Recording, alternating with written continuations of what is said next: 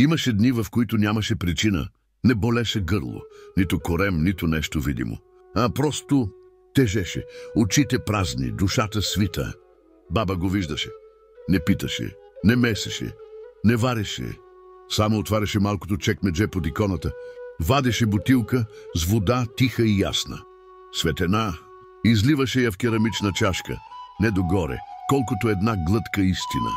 После вадеше на фора малко, бяло, като парче тишина. Слагаше го в чашата, поднасяше я. Със страх Божий и вяра приближи се. Не разбирах думите, но ги чувствах. Пиех, бавно. И не се случваше чудо. Не изчезваше всичко. Но сякаш нещо се подреждаше. Тя не казваше «ще мине». Само кръстеше челото ми с пръст, потопен в капка от чашата. Защото някои неща не са болест, а зов на душата за Бог. Днес, когато и на мен ми тежи така, аз не търся лекар, не търся обяснение.